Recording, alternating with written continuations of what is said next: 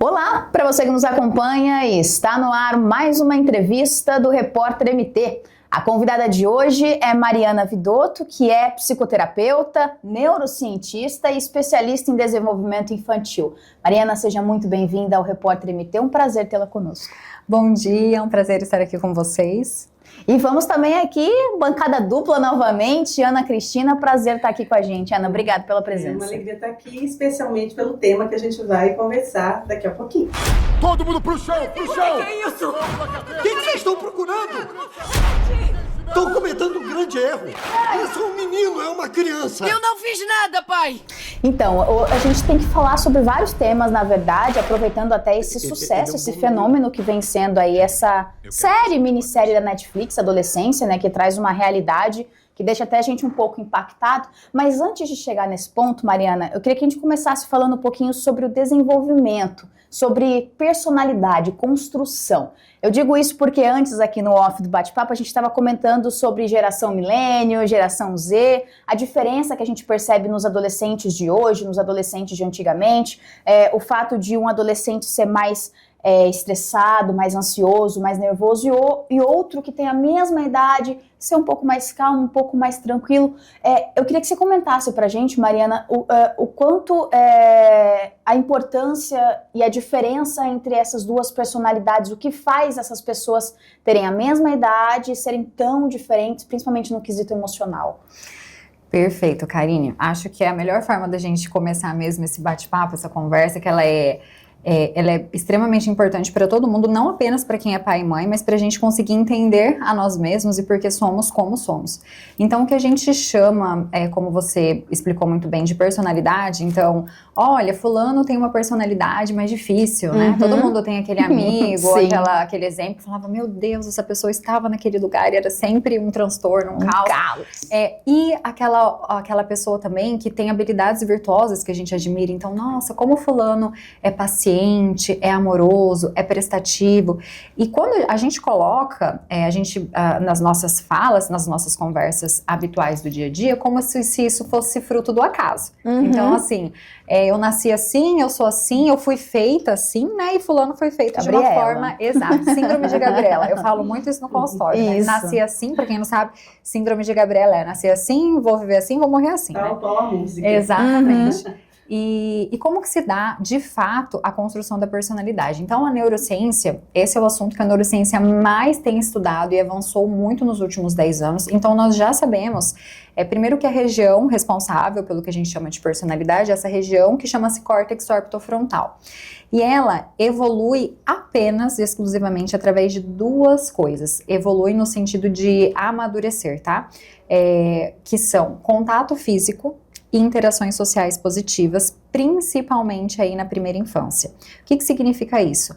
Quanto mais colo aquele bebê recebe, então ele chorou, e aí ele teve algum adulto responsável que conseguia olhar que ele estava chorando e acolher essa criança, porque o bebê, por exemplo, ele não tem habilidade de se regular, ele precisa de um adulto para fazer essa corregulação emocional, que ela é fisiológica. Então isso daí, quanto mais contato físico, colo mesmo, né? Ou seja, que a gente quebra, e é muito triste nós que trabalhamos, somos profissionais da infância, quando a gente vê profissionais da infância vendendo cursos como sono do bebê, como treinamento de sono, né? Isso daí danifica conexões neurais estruturais do cérebro de uma criança, tá? Mariana, eu já tive a oportunidade de ler artigos em que a orientação era: deixe a criança chorar até cansar que ela adora. Ou não carregue muito seu filho no colo porque ele vai ficar mimado. Criança tem que ficar no chão. Então, a minha geração, né, sou mãe de 2, eu ouvi muito isso. Aí que você traz essa informação, ela questiona esta linha que muito se colocou. E existem mesmo hoje muitas pessoas que seguem, sejam profissionais, sejam mães. Existem médicos pediatras que vendem esse tipo de curso, é muito importante a gente colocar. E até aproveitando para responder, uma das perguntas que você trouxe é que a criança, quando ela é deixada chorando muito tempo, ela se cala e para de chorar. Por quê? Porque ela aprendeu que ela não pode contar com o seu cuidador principal. Nossa. Então, é uma coisa, toda vez que eu falo nisso eu fico arrepiada, porque ela é estrutural. É dolorido. Exatamente. Então aqui a gente já quebra muitos mitos aí, crenças, né, sobre, e a gente pode até falar daqui a pouco sobre isso, sobre qual a diferença de mimar, atender, né, da geração Z, a diferença da geração Millennium para Z, no quesito de tipos de parentalidade, né, de educação, mas só voltando para a questão da construção da personalidade, então tem esse fator e tem um outro fator que é muitíssimo importante, que é como se dá a construção da personalidade. Então a neurociência já sabe que a construção da personalidade, ela se dá mediante o seguinte, 25% são fatores individuais. O que significa isso? Nasce com a gente. Então, 25% veio comigo. A ciência vai até aqui. Algumas religiões vão para além disso, mas a gente está aqui para falar sobre ciência. Sim. Então, assim, 25% nasceu e veio com você. É um conjunto de virtudes que você veio para essa existência já desenvolvidas e outras que você não veio desenvolvidas. Então, 25% é a sua individualidade. A individualidade que um indivíduo nasce aqui nessa existência. Outros 25% são fatores genéticos. E aqui é importante explicar que o que são esses fatores genéticos. Aqui a parte que estuda a epigenética, as nossas tendências genéticas, sejam elas para doenças físicas ou emocionais, então assim, uma predisposição a diabetes, doenças cardiovasculares ou a transtornos mentais, elas vêm apenas como botões. Então nós viemos para todo mundo que está escutando entender, com alguns botões ali que são as nossas tendências genéticas, mas, importantíssimo, esses botões, eles só são ou ativados ou inibidos pelo ambiente. Que correspondem a 50%. Exatamente, e aí os 50% restante, que eu diria que eu somo 50 com os 25, né, da genética. Então, que precisa do ambiente. Ou seja, a coisa mais importante na formação de uma personalidade são os ambientes que a criança, a pessoa, está inserida. É então, assim que se dá. Por isso a gente consegue também identificar as gerações, porque se eu tenho uma maioria de ambiência nessa determinação, eu consigo categorizar grupos. Exatamente. E aí, entrando até no tema da série da adolescência, né? Que para quem não assistiu, assistam, isso é importantíssimo. Muito bom. Já assiste, que a gente vai dar spoiler aqui. Essa entrevista, assiste, e aí você retoma a entrevista e mande mensagem pra gente, interaja, mande sua opinião, ou se você sabe que aquele amigo que adorou a série, manda essa entrevista. Eu recebi, até falei na chamada, fiz uma chamada para as pessoas assistirem esse bate-papo, essa conversa, que ela é tão importante, é o que eu mais falo nas minhas redes sociais, né, que é no sentido de trazer consciência para os pais, mães, sobre o que está acontecendo e como está acontecendo. Então, um spoiler aqui, né, a série adolescência, né, ela traz uma coisa diferente, porque antigamente, quando nós assistíamos, inclusive as séries, que também tem na mesma plataforma, sobre serial killer, documentários reais, o que a gente consegue identificar ali nas gerações passadas? Nós olhávamos para o ambiente familiar que aquela criança estava inserida, certo? Então, como a vivência, às vezes, de pais alcoólatras, abusos sexuais, ou muita negligência, ausência. Hoje em dia, nós precisamos olhar uma dualidade, que ela é corresponsável, junto com os pais, para a formação dessa personalidade. E ali, até foi a pergunta, né, que eu encerrei esse meu artigo sobre a série, que é o quê? Você sabe o que está acontecendo dentro do quarto do teu filho? Você sabe o que está acontecendo no tablet, nos jogos, nos aplicativos? Exato, nas redes sociais que ele usa. Exatamente, porque importantíssimo, a adolescência, ela precisa ser vivenciada com liberdade supervisionada. A liberdade, ela é supervisionada e isso precisa acontecer, é um relacionamento que é baseado no respeito e na amorosidade. Então eu sempre falo assim, a linha que eu sigo, né, que é da psicologia transpessoal e da educação consciente, ela é o quê? Os pais são autoridades dentro do lar, é uma autoridade amorosa, porém são autoridade. E esse relacionamento, ele é construído no dia a dia, né, com autoridade, com amorosidade, ou seja, não é um segredo, não é uma coisa que muitos pais pensam assim, né? Até falam assim nas sessões parentais no consultório, doutora, então eu vou fazer o seguinte, quando ela estiver dormindo ou tal, eu pego o celular, eu falo, não. Como é que você constrói laços de respeito e de virtudes? Porque assim, a forma mais fácil da gente ensinar como pai e mãe qualquer coisa é vivenciando. Então eu quero que meu filho seja paciente, quanto eu sou o paciente com o meu filho. O exemplo, né? Exatamente. Então, filho, olha, justamente eu tenho a responsabilidade, você não tem personalidade formada, então até assim, nós formamos essa região do cérebro, ela atinge o seu ápice de amadurecimento por volta dos 21 anos de idade. Exato. Por isso que todos nós temos aquela memória da adolescência que a gente fala assim, por que eu fiz aquilo? Ai, o peso na consciência, a vergonha alheia. Eu tô com 24. Mas é exatamente isso.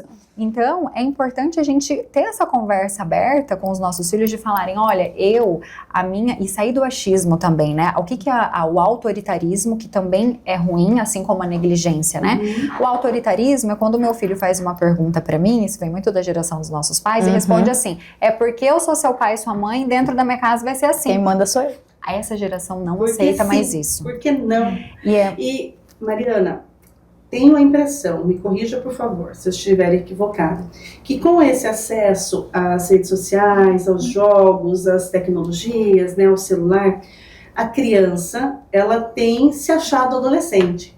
Então, cada vez mais crianças se percebem adolescentes, sem necessariamente estar nessa fase. Elas antecipam esse processo. Antecipando e mais... Isso está realmente acontecendo? Você percebe como... Porque eu percebo como mãe, mas você tem esse olhar também clínico para isso? Para você ter uma ideia, hoje em dia a neurociência antecipou em quase 3 anos a vivência da juventude. Então a pré-juventude hoje, a gente determina fisiologicamente que começa com 10 anos de idade. Caramba! Há 10 anos atrás era com 13 anos de idade. Isso. Né? E para a gente ver que tudo na psicologia transpessoal, a gente fala sobre essa conexão de corpo-mente, né? Então, por exemplo, toda doença que o nosso corpo físico materializa, ela tem um cunho, um princípio emocional. E quando a gente olha que as crianças estão tendo cada vez mais acesso a esse processo de adultização, isso está acontecendo inclusive de forma fisiológica, a idade que as meninas estão menstruando. Isso que eu ia comentar, com 13 anos antigamente, a gente estava dando início ali à primeira menarca, hoje com 10, tem 9 anos, já estamos antecipando. O pediatra aumentou muito. As crianças precisam fazer tratamentos com hormônios. Exatamente. Então isso acontece, mas é importante, aqui até mais uma oportunidade para eu falar, celular, gente. A gente tem um livrinho, que eu adoro quando eu sento em mesas de conversas, né, e os pais, os adultos conversam e falam assim, olha, porque se filho viesse com livro, com bula, tava bom, né?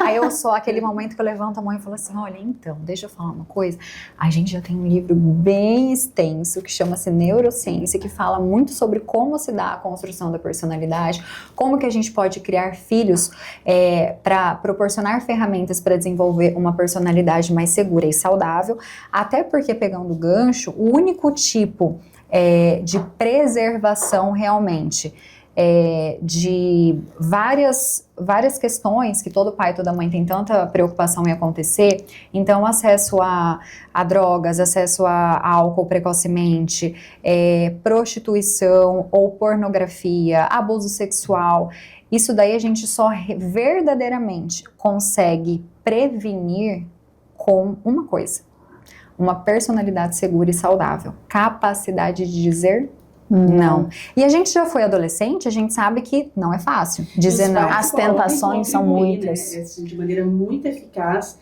nessa auxílio dessa criança, nessa construção. É possível sim. Um pai que está nos assistindo e olha para o filho e fala, e agora, onde foi que eu errei? Tem jeito, Mariana? Sempre tem jeito? Olha, até foi uma pergunta interessante de uma entrevista que eu dei na semana passada. Esse cara sou eu.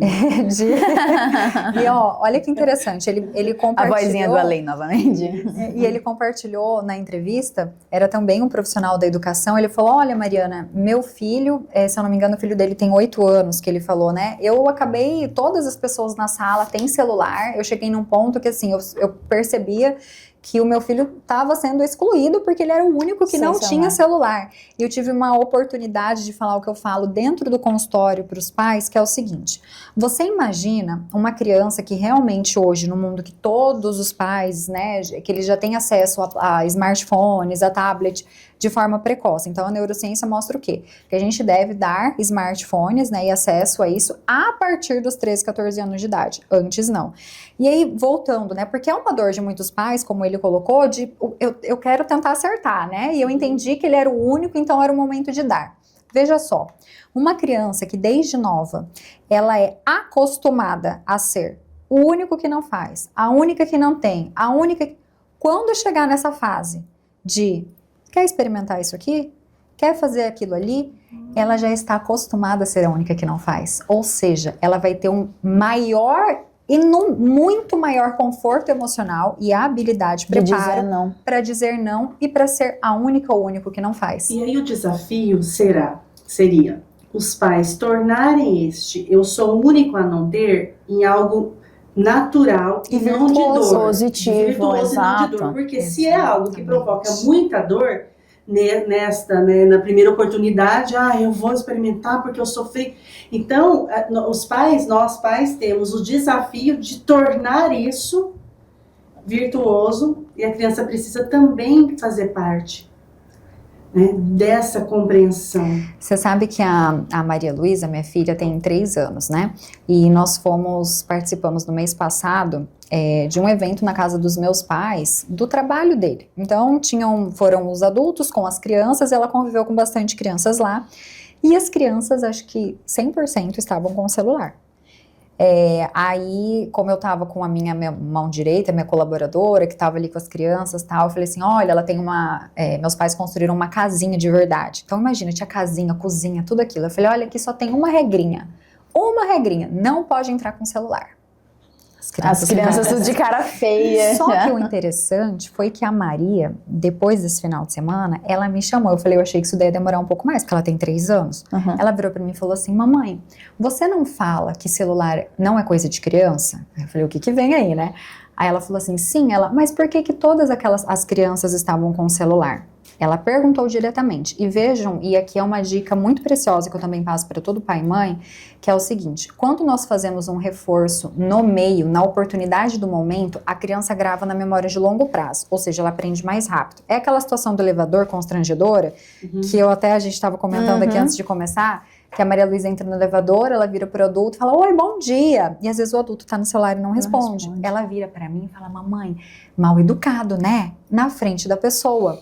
E aí a gente escolhe ou o constrangimento de validar este comportamento disfuncional ou você olhar para educar o teu filho de uma forma consciente. Então eu viro, neste momento, com um tom de voz sereno, eu falo, filha, tem pessoas que não conseguem prestar atenção. Então eu valido, tá? Essa construção dela de uma forma gentil, porém aquele convite, o caminho do meio, né? A autoridade amorosa. Então é isso mesmo, filha. E nesse sentido eu respondi pra ela perguntou assim pra mim, mamãe, e por quê? Então algumas crianças têm. Eu falei, sim, filha, algumas crianças, celular é coisa de adulto, mas algumas crianças têm celular. Por que, mamãe, que algumas crianças têm celular? Eu falei, filha, existem alguns papais e algumas mamães que não sabem que o celular faz mal pra criança. Existem alguns papais e mamães que sabem, mas que não querem o trabalho de não dar o celular. E aí eu falei, eu acho que eu falei uma coisa muito difícil.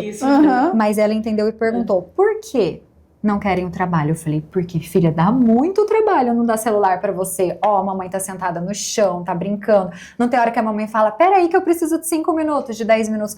Então dá muito trabalho. E ela olhou pra mim com aquela carinha de, eu entendi.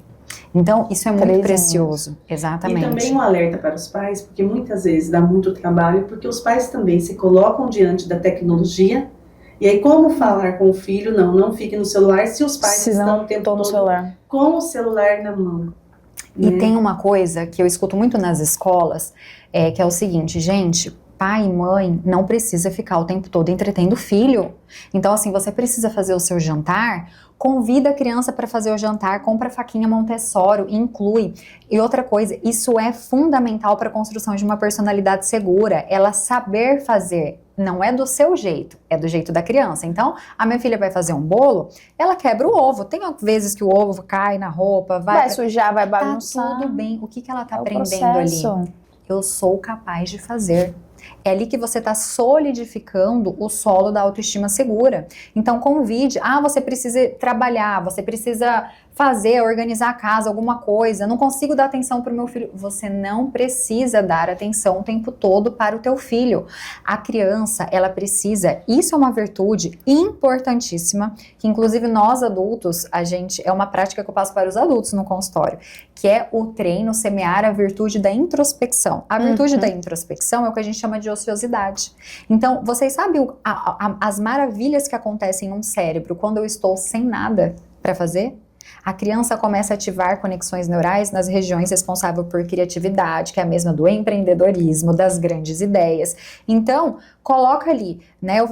Eu falo assim para os pais, o kitzinho de viagem, o kitzinho que tem que ter dentro de casa, que é papel, massinha, lápis de cor, tesoura, para a idade da criança, você não precisa estar ali. E outra, a gente precisa falar, filho, agora mamãe, dependendo da idade, claro, né? Ali já com 3 aninhos de idade, você já pode falar, filha, agora a mamãe vai ter que estudar, vai ter que escrever um artigo, eu preciso de concentração, você espera um pouquinho? Só que veja só, eu falo assim, nessa idade, a gente está semeando sem expectativa. Até quando? Até que ela entenda. Então é normal ela voltar, mamãe. Você faz reforço, filha, espera só um pouquinho que a mamãe só vai terminar esse daqui e eu já vou te dar atenção. Mas não é também você falar, você não entendeu o que eu falei? É um cérebro de um animal, 3 anos de idade. Então a gente vai semeando sem expectativa de tempo, mas na certeza de que está sendo semeado virtudes importantíssimas e habilidades socioemocionais que são essenciais para a construção de uma personalidade saudável. Cada idade tem as suas necessidades. E aí a gente falando da série Adolescência, ele tá ali, né, naquela pré-adolescência, porque quando eu assisti, eu achei até muito jovem a criança, né, ali do enredo, depois fui compreendendo por quê. Então tem que assistir a série para se aprofundar no nosso tema aqui. Existe a fase mais desafiadora, Mariana, para os pais? Porque ali a dor do pai era muito evidente, tanto que foi o ator que faz o papel do pai, que criou, produziu, enfim, existe uma idade que os pais precisam ter mais atenção ou é uma escala?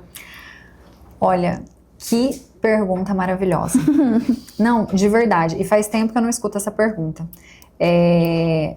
A idade mais importante que a gente precisa dedicar no sentido de semear a construção de uma personalidade segura e saudável é na primeira infância. Então é de 0 a 3, 4 anos de idade. Quando a gente fala de uma adolescência difícil, uma fase difícil, não existe adolescência difícil sem ter havido uma infância difícil. Só que difícil não necessariamente é por lesão, por exemplo, os pais fizeram algo ruim ou essa criança passou algo.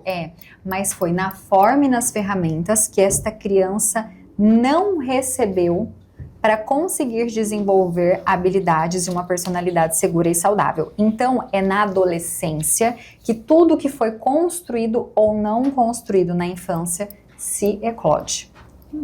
Até a gente, pelo menos já escutei muitos pais falarem e até brincarem com essa situação de que a adolescência, na verdade, é a fase da aborrecência, da rebeldia, é a fase de não obedecer, de fazer o que quer, de se achar adulto, aquela coisa toda que a gente sempre escuta. O quanto ver essa fase da adolescência nesse sentido pode tapar buracos como, por exemplo, uma ansiedade, uma depressão, um medo da rejeição. Você coloca esse filtro, né? Exato, você coloca o filtro que é uma fase difícil. Pedido de ajuda, muitas vezes, que o adolescente está ali te emitindo. Esses comportamentos, quando chegam no consultório pais que falam, olha, eu tô achando meu filho muito quieto, ou muito triste, ou muito nervoso, muito reativo, né? Eu sempre falo que o comportamento, eles são sintomas que estão sendo comunicados, expressados como um pedido de ajuda. Então, assim, quais são as ferramentas, o que é que essa criança, esse adolescente, ele está precisando para lidar com o que ele está precisando passar no momento. Então, é exatamente isso. Quando eu tenho casos inúmeros, né? Todo mundo de pais que falam, a adolescência do meu filho está sendo maravilhosa. Tem até uma grande amiga minha, que ela é minha parceira em vários projetos e cursos, que é a doutora Helenisa, médica pediatra, que os filhos dela são adolescentes. E sempre que a gente dá os cursos em conjunto, né, entrevistas, ela fala, é a fase mais deliciosa. Eu amo a adolescência dos meus filhos. Então a diferença é quando você tem um olhar atento para o pedido de ajuda. O que é que o meu filho está precisando? Entendendo que nem tudo 100% é de responsabilidade da nossa parentalidade. Então, o que é que que vem dele, daqueles 25% ali, que talvez ele precise de ajuda nossa como pais e cuidadores? Que eu tenho muito uma questão muito profunda comigo, que todo mundo que tem o presente de estar nessa vida e ser pai e mãe, eu acho que quando a gente passar para o outro lado, a primeira pergunta que Deus, Jesus, né, nos fará é: o que é que fizestes dos filhos que vos confiei? Porque eles foram emprestados pra gente, né? Sim. E a vida é o que há de mais precioso neste mundo, é a vida. Exatamente. Então, qual está sendo a necessidade, o pedido de ajuda que o meu filho, a minha filha está tendo nesse momento? Que pode falar de algo que eu também precise. Então, por exemplo, eu levo os pais para dentro do consultório também, né? A gente sair, aquela conversa que nós estávamos tendo aqui no backstage, né? Que é de sair da esfera de julgar a escola, o pai e a mãe, a gente tem um olhar empático de como é que podemos contribuir para uma ambiência melhor no mundo. Como que a gente constrói um mundo melhor? Porque não tá legal do jeito que tá. Sim. Né? E uma série como essa, ela vem também ajudar a refletir, porque a gente começa a perceber todo o movimento, pessoas falando a respeito, entrevistas sobre o assunto. Você acha que é uma série que é importante que os pais assistam sozinhos, que convidem os adolescentes para assistir, porque essa meninada, ela é muito rápida, se ela começa a ver que tá falando muito sobre isso, ela vai assistir, nem que seja por trechos. Sim. Qual que é assim a sua orientação? O meu combo perfeito no consultório, eu falo assim, para os pais assistirem primeiro e depois assistirem junto com os filhos, né? Para eles já conseguirem fazer aqueles comentários ou depois ter aqueles insights para eles conversarem. E para se transformar, o tempo de qualidade, tem muitos exercícios que eu coloco, que é, por exemplo, o dia do filho único para quem tem mais filho. Então é 1 horinha na semana que você dedica de uma forma especial, entendendo para aquele filho, o que aquele filho gosta de fazer, que normalmente é diferente do outro. Importante, porque assim, e nós somos seres que nós buscamos de forma inata, tá, referências. Por isso, na nossa infância, as histórias que têm mais sucesso são as de heróis e heroínas.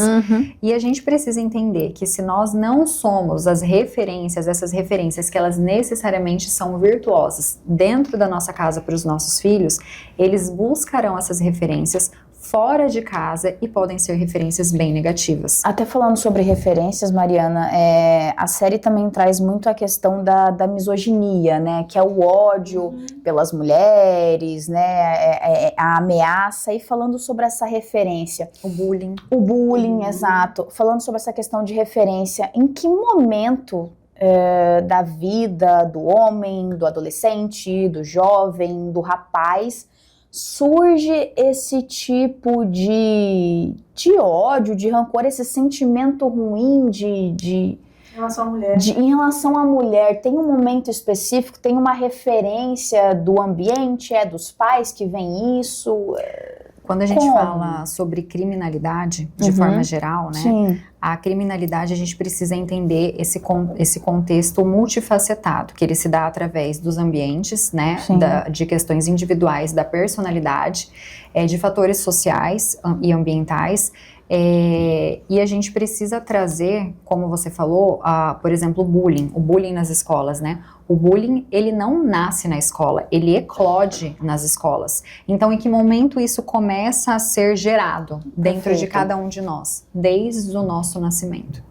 Então, quais são qual está sendo o tipo de semeadura mesmo que essa criança está recebendo para semear virtudes ou fragmentos de personalidade.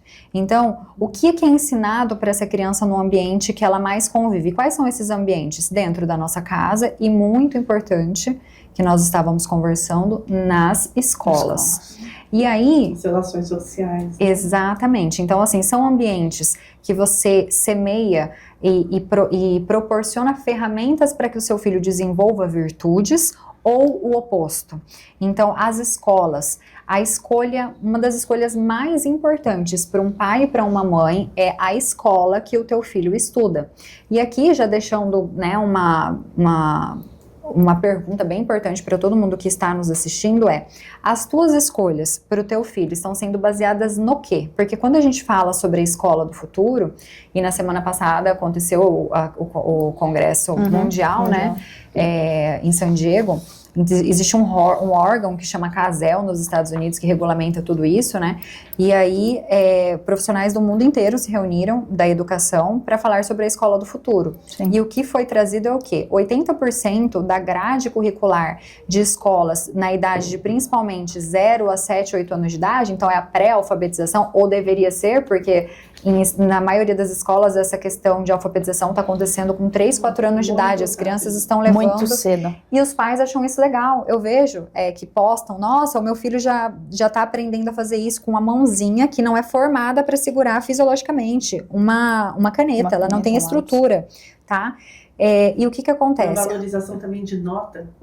Exatamente. Então, assim, a escola do futuro, o que foi mais discutido é um congresso que envolvia inteligência artificial e educação, tá? É que as habilidades mais importantes, já desde hoje nas grandes empresas, mas para essa escola do futuro, e lembrando que quando a gente fala de futuro, não é mais como antigamente 50 anos. O futuro, agora a gente fala de 10 anos para agora. 20 anos, falando, né, num tempo grande.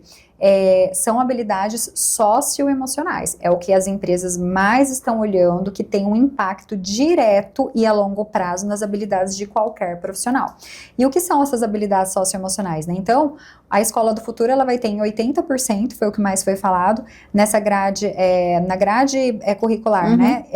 80% de matérias, né? Que sejam voltadas para o desenvolvimento dessas habilidades socioemocionais. E o que são essas habilidades socioemocionais? Importante, né? Que tem gente que vai estar nos assistindo e não entende. Então, autoconhecimento, nossa capacidade de autorregulação, de interação social, de comunicação, de trabalho em grupo, ou seja, de virtudes de empatia, justiça. Então, essa escola que você escolhe que o teu filho estude, o que tem na grade que proporcione essas ferramentas? E 20% vai ser de conteúdo acadêmico mesmo, né, de 0 a 7 anos de idade.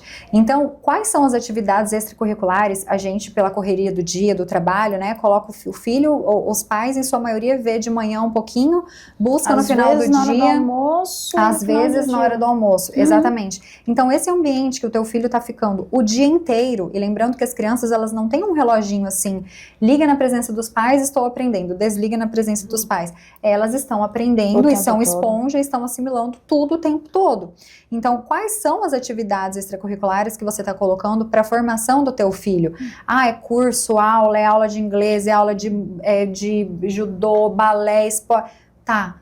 Qual está sendo o cuidado que o teu filho está tendo na formação? Ele faz, e eu sempre falo o seguinte, seu filho faz uma psicoterapia, que eu falo que é a atividade mais importante para qualquer criança, que é uma ajuda para ele se autoconhecer.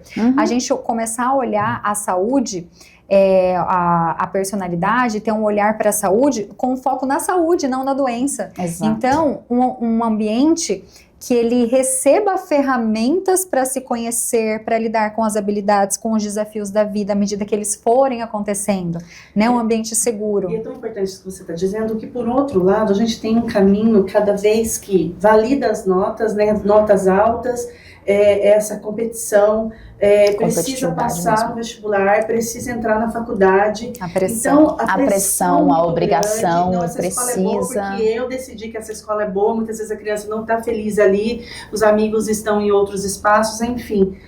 Então a gente tem essa informação do que é importante para a escola do futuro, mas ao mesmo tempo a gente lida com um mercado que ele parece caminhar para um outro sentido. Sim. Porque o que importa é o percentual de alunos aprovados nos cursos mais concorridos do país. Medicina, quando vai acontecer, Mariana, essa junção de autorresponsabilidade e também que a criança ela seja vista não como um número, né, como um índice, mas... Olha, eu diria que já está acontecendo. Boa. Porque neste congresso nós tínhamos empresas como Microsoft, Apple, né? Que então grandes regras, né? Exatamente. Inclusive o modelo atual, por exemplo, de educação através das universidades, eles basicamente irão sumir nesse curto, médio espaço de tempo. Não que eles irão sumir, mas eles serão cada vez mais desnecessários, né? Se a gente for olhar a tendência dos países mais desenvolvidos em relação à educação, hoje é muito maior a procura por cursos técnicos mais específicos do que se você for olhar a estrutura, teve uma palestra muito interessante neste congresso que falava sobre a estrutura mesmo, por exemplo, dos cursos, falou muito do curso de medicina e direito. Então a inteligência artificial, exatamente, ela vai substituir a maior parte desses profissionais, porque se a gente pega, por exemplo, a grande discussão de criminalidade no Brasil, no nosso país, né?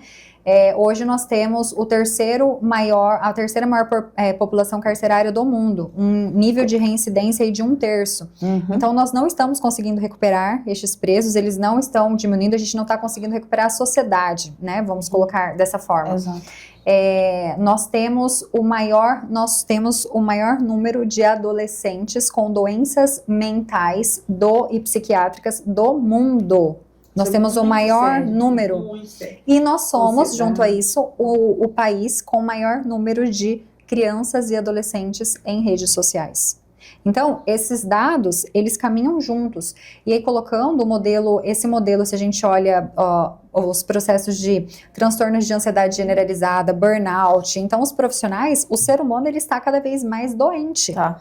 Sim. E esses órgãos, as grandes empresas, elas já entenderam isso, elas inclusive têm um cuidado, é muito legal se quem tem a oportunidade de fazer essas visitas nas empresas Google, em grandes empresas, enfim, o cuidado que eles têm com a saúde mental, você pode levar o filho, você pode levar o cachorro, eles percebem que quando nós estamos bem emocionalmente, nós trabalhamos melhor, a gente entrega muito mais, é o oposto, então não é, por exemplo, o filho é a distração, se o teu filho tá numa salinha ali do lado, você produz muito mais, tá em segurança, você quer ficar mais, você rende mais, você não fica desesperado para terminar e ir para casa, e ligando, tendo que instalar câmera no apartamento inteiro, na casa inteira, se tá tudo para bem. Olhar. Então, assim, essas empresas, elas já estão à frente, elas já entenderam que por exemplo, hoje que elas estão trabalhando na ponta, então, assim, no problema, os profissionais adoecendo, tendo burnout, todos os tipos de transtornos de ansiedade, eles estão olhando e falando como é que eu faço para isso não acontecer?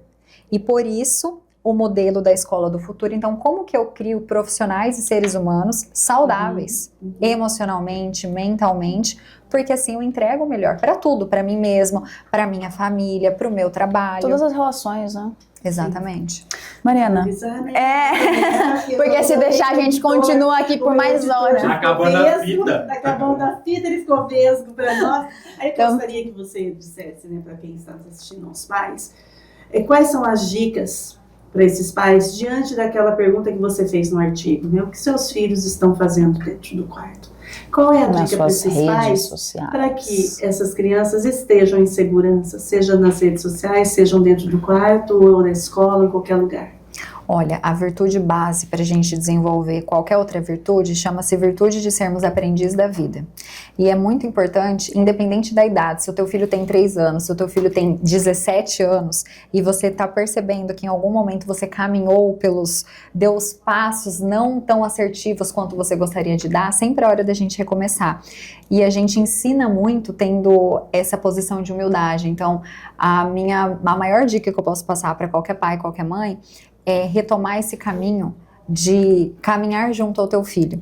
Então, uma conversa olho no olho, você chamar esse adolescente, essa criança e falar, olha, a mamãe até agora fez assim com que a mamãe tinha, o papai tinha, mas a partir de agora eu quero fazer diferente. Então, se eu te entreguei isso até agora, isso não é bom, eu aprendi. A gente está ensinando o quê para os nossos filhos? Humildade, que tá tudo bem voltar atrás e errar, reconsiderar, né? Às vezes, por falta dessa habilidade, a gente segue por um caminho em relações pessoais, em relações de trabalho, só porque eu não consigo ter a habilidade de voltar atrás de uma decisão, né? Isso daí deixa essa felicidade de uma forma tão distante, da gente conseguir alcançar. Então, a maior dica que eu tenho é para os papais fazerem esse exercício, que é uma das primeiros exercícios que eu passo no consultório, de separar na agenda a mesma responsabilidade que a gente tem com o nosso trabalho, que coloca lá. Então, encontrar um horário para cada filho, quem tem 1, quem tem 2, quem tem 3, em ter 1 horinha na semana dedicado a esse filho, que é um momento de conexão. A gente não consegue transformar nada sem conexão. A gente não consegue aprender nada sem conexão. Então, e que tá tudo bem a gente mudar os passos na nossa rota, nessa caminhada, que é a caminhada mais importante da nossa vida, que é de guiar outras vidas. É isso. Ai, finalizamos tão bonito até quase um aqui. Mariana, obrigada pela presença, por trazer esses esclarecimentos, tá? Um prazer. Foi um prazer estar aqui com vocês. Obrigada, Mariana. Obrigada, Ana. Participar da entrevista, eu fiquei tão encantada aqui por ela. Mamãe, tem que participar. Foi ótimo, que bom que você Obrigada, Ana. E assim chegamos ao fim de mais uma entrevista no Repórter MT. Esses e outros conteúdos você confere no site repórtermt.com. Até a próxima!